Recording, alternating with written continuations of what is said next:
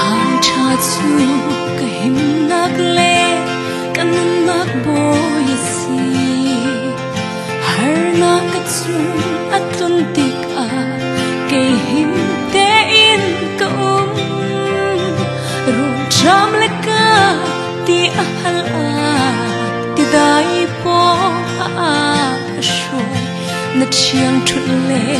na tan bo ni ka na an ngam te ka pa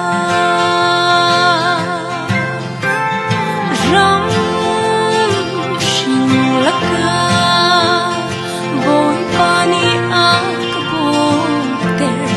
ka ra na mai ka ka veng tu asi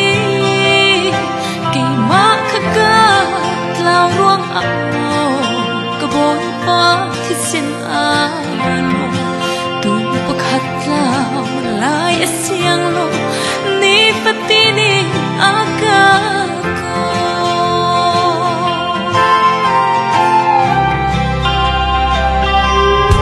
ka ba sin ka lao lu a se tan ni a shwai har na ka chung atlum ti a ka tuan kholo ka cha ka pa sini ka liao kha ti in lung le in ka cha ka ton ni ki lom na ung lo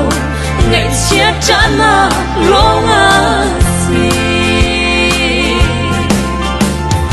ram shin la ka boy pani a ka bo te karana mai ka ka veng tu asi ke ma ka ka tlau ruang amo ka boy pa hisin a tu pakhat ka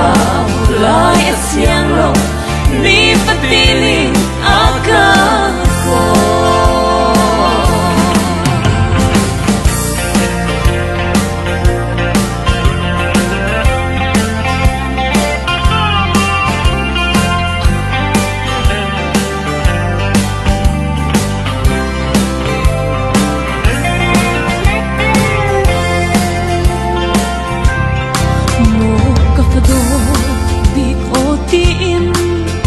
pani a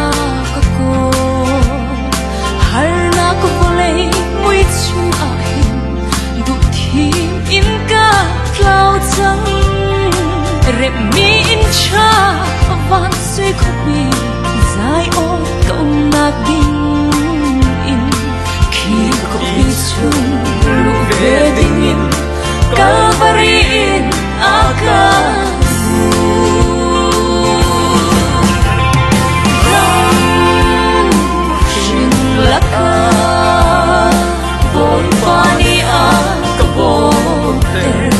karana mai ka ka veng tu asi